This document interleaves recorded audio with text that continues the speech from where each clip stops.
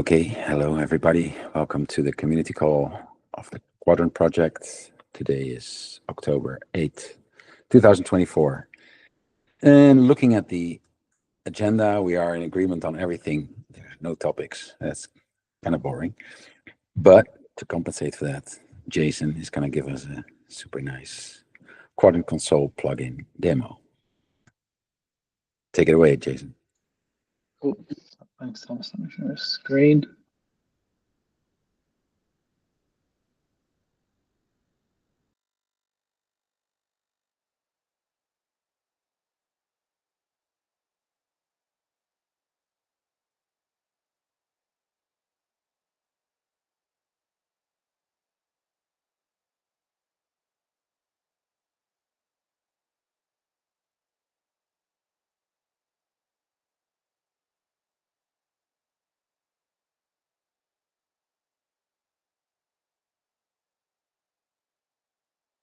Well, that went well.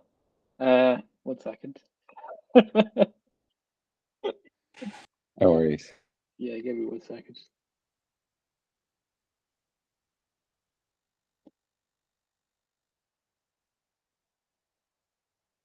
Okay, cool. And I will make it bigger for the people at the back and old farts like me. Cool. So, quick demo of some of the work that we've been doing on our OKD OpenShift console plugin for Quadrant. So, we've been working on this for a couple of weeks now. Got some designs that we're working on, and then we've been sort of building some functionality and stuff out. So, in terms of technical stuff, OKD and OpenShift have a plugin framework basically for being able to inject dynamic console plugins as part of your operator.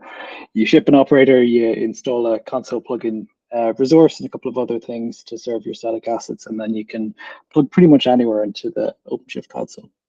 So we're making use of that mechanism with this particular Quadrant console plugin. So there's a couple of things that you can kind of do from the UI. Most of them are kind of analogous to what you would be doing sort of generally with the CLI anyway. But so most of the functionality here around sort of crowd functionality with all of our resources, you can kind of do through the console as you'd expect.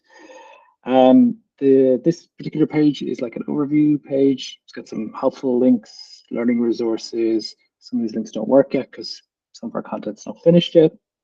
But they will be all live and good in the not too distant future. So it's like a policies area here, which lists all of your policies across all namespaces, at least ones that you've got permission to read. Gateways and APIs or HTTP routes as well. So if I quickly step into the policy section here, there's like an overview screen here with all your policies in sort of one place. You can do the usual kind of stuff. You can edit your resources from here, either by form or if you prefer in the usual sort of OKD OpenShift way via YAML view if you're interested in that kind of thing. And we've also sort of split this out into the different sections as well. Figure that we can probably do maybe some permission stuff around this as well sort of later on too.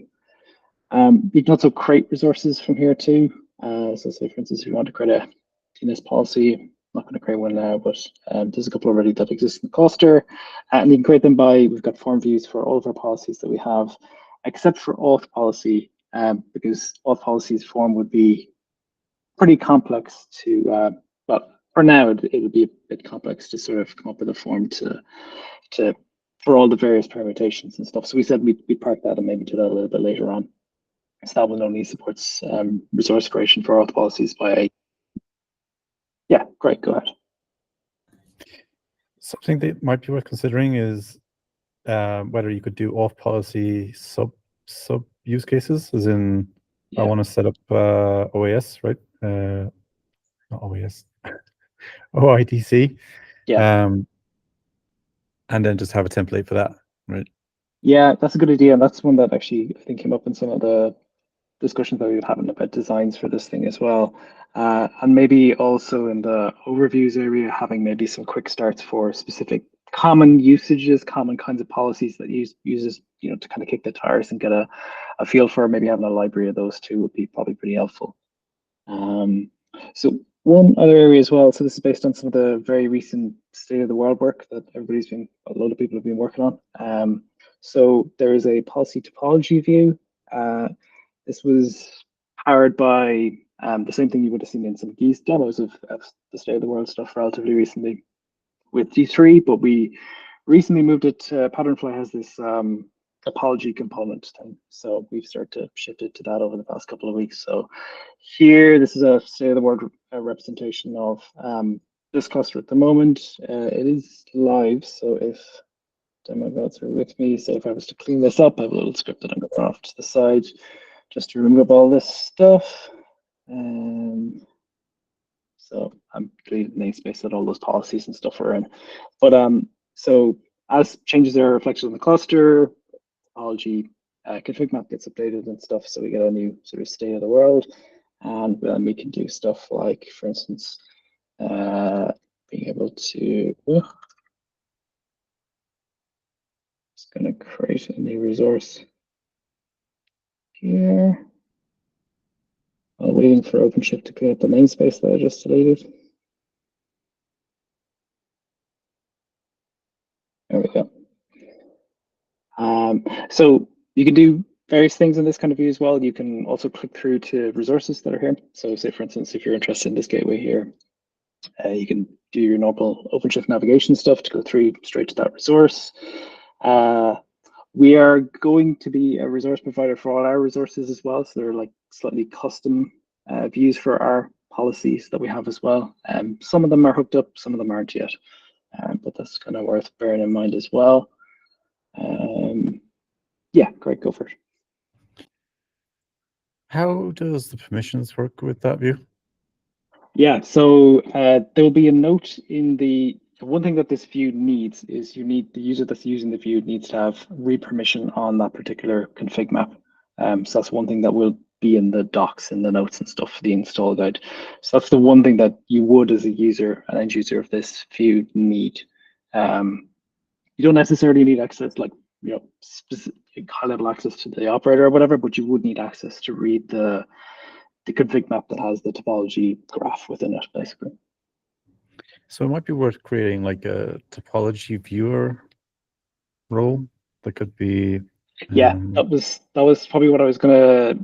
Actually, I was just gonna create a little example cluster row binding or something like that as part of the docs. So if you want to apply that to your users, you'd have read access to that particular resource. But I think something like that would be good to have in the docs because otherwise this view doesn't work. Yeah, and I think one other thing that jumps out at me is it's great to be able to jump through to the resource, but you're also going to probably need to call out that like you have to have permission to read that resource. Yeah. Otherwise, you're just going to get like a. Yeah. So that's something that I've thought about it as well. So we might do some stuff where, because obviously this is constructed from the actual topology graph and stuff like that. Whereas we probably need to do params check for each of the individual resources, and maybe we could do something like that, and maybe we could sort of filter what you see here based on your permissions or something like that too. But I think one of the other powerful things of the state of the world thing generally, though, is that you can also kind of discover policies that are maybe interacting with things as you as a developer, which you don't have access to. Like say if somebody's after creating an auth policy that seems to be impacting like a gateway that you're accessing or whatever, and you're not sure where that came from. I think one of the powerful things about the topology view is that you can actually figure out where that is and maybe how it sort of interacted with your app. Yeah, I don't think you need to do the permission checks for the view. I think having access to the config map is probably enough control to say who can and can't see it. And if it's just like more like a documentation thing, right? Like if you click on one of these links and you don't have access to that resource, you're not going to be able to see it, right? Yeah, that is handled with the view at the moment. Obviously, you'll get a standard OpenShift. You don't have permissions to this resource thing anyway if you navigate to a thing. So that is handled already by the console. But yeah. Thomas. Yeah, similar question on the overview page where you see gateways and routes like that. That depends on your access to those things if you see them, or yeah, it does. So depending on what sort of permissions you have and gateways that you've got permissions to read, it will depend on what actually shows up on this list. Yeah. Okay, cool.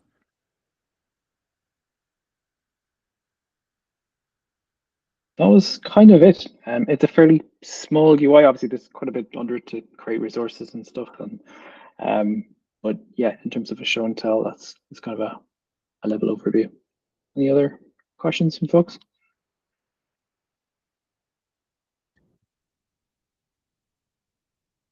Yeah, sure. Thomas, I think you're first. I think I remember somebody saying, but I'm not sure, that there was also somewhere a place where you would actually, there would be a link to click through to, I don't remember what it was, but like detailed graphs of usage or something like that would be a link to other places, or am I dreaming Yeah, that? no. So some of the original designs, we did have some observability goodness on the overview. Some of it actually turns out would be a lot harder to build than we thought when we were doing the designs for it. So we decided to maybe punt that until a little bit later on. But you're right, you're not hallucinating. You did see some stuff on that. Okay, thanks. Yeah, and thanks. Like Guy is saying, very nice. Cool. Yeah, Steve. Yeah, just a quick one around like whether this is visible by default or do you need to enable it? So when you install Be the Operator, do you need to do a few more steps to see this stuff? Yeah, so I've updated even the OpenShift installation guide.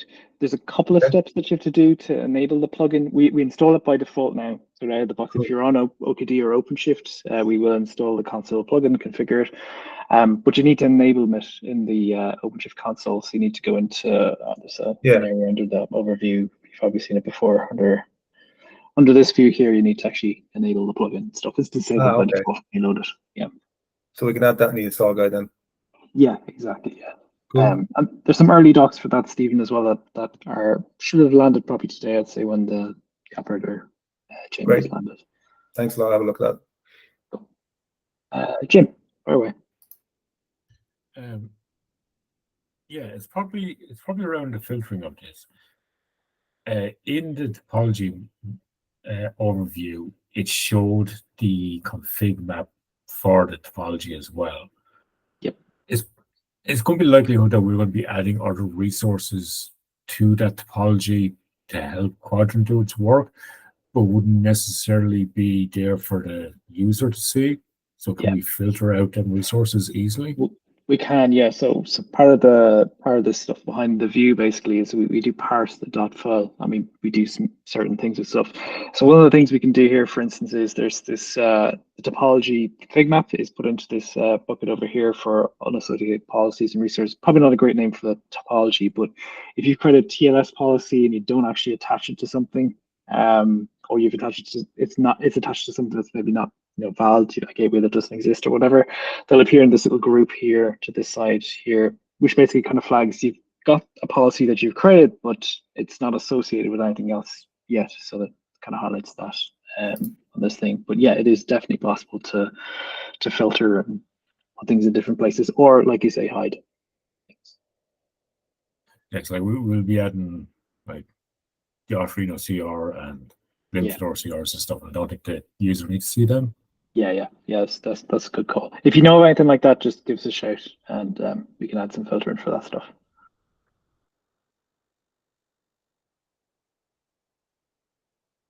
Thomas, do we control where we show up in the left hand navigation, or that's alphabetic, or how does that work? We do control where we do appear in that list. I'm happy. I decided to go, it'll be nice. I'll appear down the end of the list. There could be other stuff ahead of us or whatever, but we could put ourselves right up the top, maybe override the home thing. That's what I'm thinking. Right. Okay. Interesting. Thanks. Of course. Okay. I meant to say as well, this is deployed on the Eng cluster as well, if anybody wants to take a look in real life, or check out the repo, the Kuadrant console plugin repo. Sorry, I got one more question. Yeah, go for it. This isn't OKD. Sometimes you do see a networking tab. Yeah, I can see it on. I've got an OSD cluster somewhere else, but yes. Okay. Did we consider going under that maybe, or? We did consider a few different areas to kind of decorate things. I think this is what we settled on in the end. There's a few different places where we could maybe end up that might also make sense. So yeah. I think it's fine, by the way, that it's where it is. It's just, I just remembered seeing the networking thing. That could be, if that was there, it might be like a obvious place to go looking for some of that stuff. Yeah. That's fair. One more question. Sorry for not raising my hand. Like, am I right to understand that we're targeting both platform engineering roles and app developer roles, in the sense that I'm creating an API and I want to make sure that these policies, I want to use Quadrant with as an app developer. Both of those roles are targeted with this interface, right? Yeah, both of them are targeted, although I will say that our dev story is less than fleshed out right now. There's a good chance it'll be admin or platform engineer only at the start, and then dev a little bit later is probably my guess. But yes. And it would, the views we've created would support both use cases, whichever way you want to slice it. Okay. That is me. Thanks all. Thanks. Let me see if I can start sharing my screen again. Shoot. Okie dokie. Well, there's not much more there. I don't know. Like, the two things that are top of mind in my head, or that like are the big pieces that are not part of main yet. One of them being the WASM, and the other one being the, well, related to topology, but like having that whole new way of painting the world, or knowing what the state of the world is. I'm not sure if anybody who wants to give an update on the status of that, how that's going. I'm just curious, basically. Yeah, Thomas, I can share some updates. So the general work related to the, I'm going to call it again, refactoring of the reconcilers has been progressing well. So in fact, I have to thank everybody who's been engaging into that. We have many people actively working on those new reconcilers. The TLS policy is one that is quite well advanced. We have all the part of validating the policy, updating the status pretty much ready. Next step on that one would be basically generating the internal certificate signing requests. At the same time, we have, and that thanks to Kevin, we have Mike working on a very similar workflow for the DNS policy. And I myself following up on an initial iteration that Eguski did for bumping the version of the API. I'm working on the workflow for rate limited policies. We currently have a draft pull request for that latter one, where one can already play with the new reconciler and the new features that come along with it in the rate limited policy, if only to see it generating the limit definition within the limited OCR. So you can play with things such as targeting a section of an HP route or a section of a gateway instead of the full network resource. You can play with the merge strategies. So you'll find in that pull request already the introduction of the strategy field. So you can do not only the already supported atomic merges of policies, but also the actual merge between policies at the level of each individual policy rule, right? So you can play with atomic overrides, atomic defaults, merge overrides, merge defaults for rate limit policy.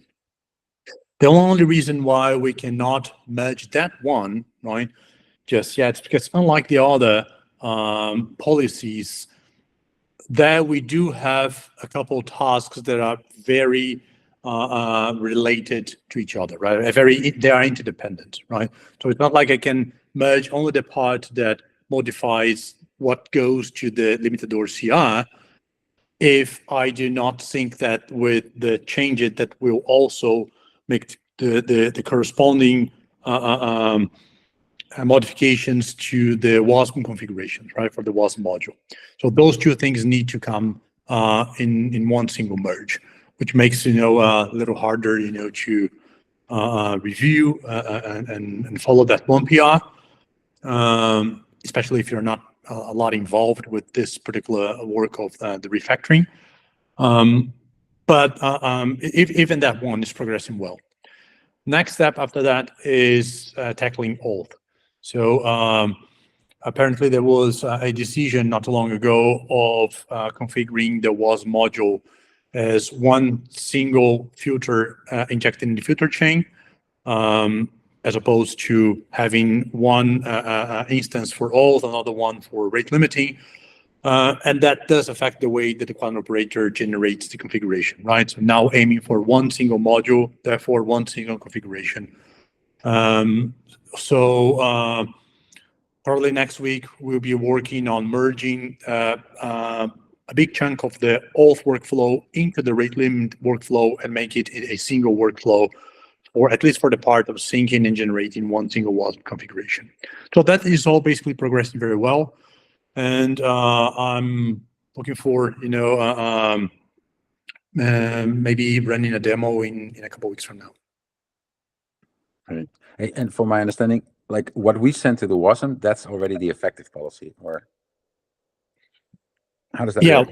Correct. Yes. What we're configuring, all of those internal resources, right? So in limitador, only the limits out that are calculated out of the effective, so-called effective policy will go to the limitador CR. And similarly, only the rules to activate those limits in the WASM machine, right? So whenever we have a situation, for example, of two rate limit policies targeting, well, it doesn't really matter now if they are targeting multiple different levels or the same level, because that's also another thing that we're fixing with this refactoring. Now you can have multiple policies of a kind targeting the same resource, and the relations between them, the merges between them, will be sorted out automatically. So if you have like two rating policies that happen to define the same limit for the same context, right, the same target, one of those will win over the other, right? So that is the one that you see configured in those internal resources, yes. Okay. Anything on the WASM stuff worth an update? Adam or Didier, I think you just joined.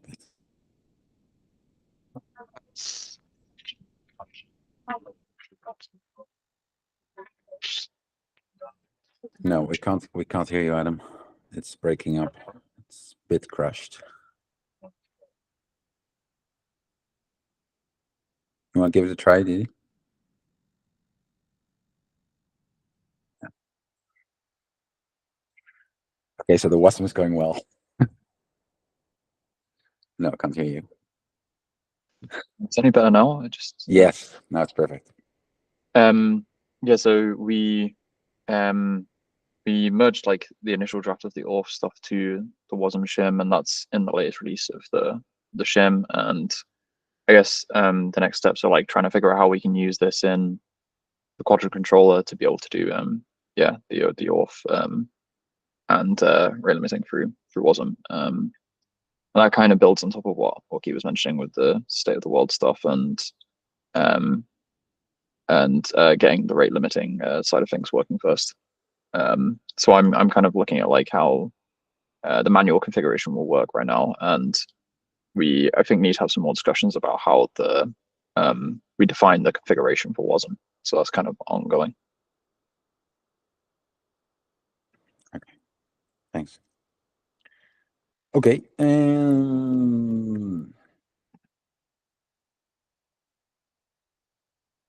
roundtable. We basically, well, this was the roundtable. Anybody else who wants to say anything at all? Normally, you always want to talk, Eguski. You want to talk? You always do the roundtable for us. I can do my update very quickly. The super nice demo that Jason showed us before. We recently merged a PR having the deployment of the console plugin automatically by the operator, only on OpenShift. So the console plugin CRD should be in the cluster. That's been merged, and we've bumped the, as Guy said, the relimit policy, the version to V1 beta 3. And I'm working together with Adam in some issues or features or bugs we still don't know yet regarding how policies are being mapped into WASM configuration, and that's what I'm working on right now.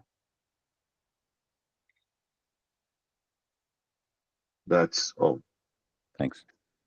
Take it away, Guy. Yeah, one quick comment. Since Eguski mentioned the bumping of the regular policy API to V1 beta 3, in case you not following that, you may expect to no longer see the so-called route selectors as part of that kind of resource now, right? Because we are preparing that for V1, where the whole idea of route selectors will get replaced by section name. So right now, what you have in main, just in case we, let's say, cut a new release of the operator tomorrow, right? You will miss the route selectors, and therefore there will be no way for rate limit policies to, as of today, to select only part of a route, an HP route, right? With the work that I mentioned before, we'll be reintroducing in the form of the section name. And will we migrate people from one to the other? No. No, because no, we're not. I don't think there's a migration path expected. No, yes. And you may expect the same thing for all. So probably first bump the version of the API to again V1 beta 3, ditching route selectors, and then in the next iteration, immediately after that, section name be introduced. Yeah, it was. Yeah, I forgot to say, no, I read the notes from the last community call. In this iteration, we released V011 of Kuadrant, and it went quite well. The release happens on all the release media or ways that it's Helm charts. It's a public OLM, public catalogs, operator catalogs available in OLM for both Kubernetes in operatorhub.io and also for community operators in OpenShift. Also, we have our public custom catalogs on key.io.